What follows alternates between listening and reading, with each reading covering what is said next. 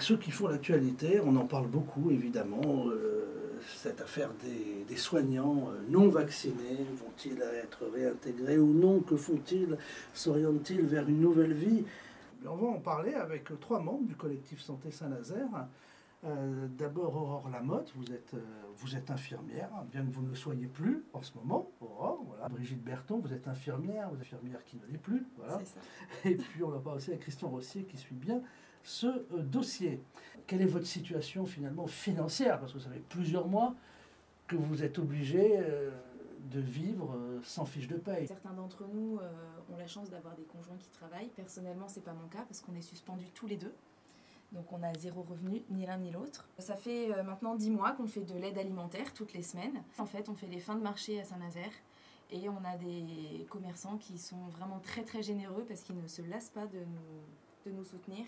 On a nourri jusqu'à une trentaine de familles au plus gros de l'aide alimentaire et actuellement on nourrit encore une dizaine de familles. Donc voilà, moi je dis plus ou moins adieu à ma profession, à contre-cœur, mais pas le choix, question de survie en fait. En septembre-octobre, j'ai vendu la voiture qui me servait pour aller travailler. Ça m'a permis de vivre, d'avoir un petit peu d'économie pour passer l'hiver.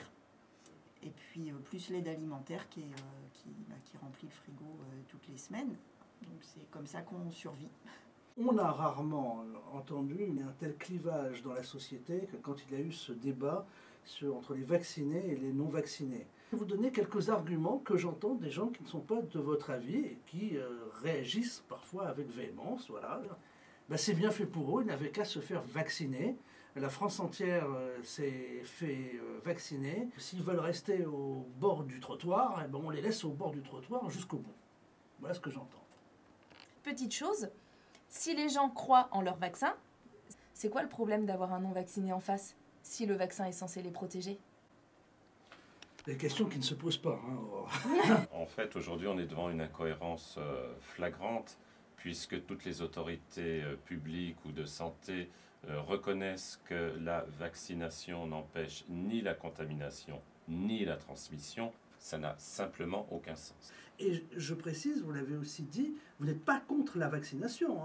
On n'est pas contre les vaccinations. D'ailleurs, en tant que soignants, on est tous à jour de nos vaccinations obligatoires. Par contre, cette vaccination contre le Covid, nous, on est pour le respect de la liberté de chacun à choisir de se faire vacciner ou pas, avec un produit qui est encore en phase 3 d'essais cliniques jusqu'en 2023. Et dans la loi, personne ne peut être obligé de participer à un essai clinique. Ça ne relève pas du consentement libre et éclairé. Et pour les professions soumises à l'obligation vaccinale, c'est encore moins libre. En fait, c'est une extorsion de consentement. Vous vous faites injecter ou vous perdez votre travail. Et ça s'appelle comment ça, troquer son corps contre un salaire? On va pas le dire.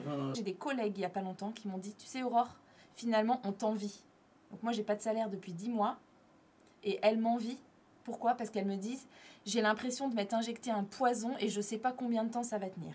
Voilà, donc ces soignants-là qui n'avaient pas confiance en ces vaccins, qui se sont fait injecter ces vaccins à contre-cœur, maintenant, ils vivent avec la peur au ventre en se disant, j'espère que j'ai pris la bonne décision, tout ça pour un salaire, j'ai troqué mon corps contre un salaire. Donc en fait, la suspension, c'est ça, c'est l'arme qui cache la forêt. Et en plus de ça, les soignants qui restent, ils sont tellement en souffrance qu'ils s'en vont eux aussi. Donc en fait là, c'est une hémorragie en termes de soignants. Bon courage pour se faire soigner plus tard.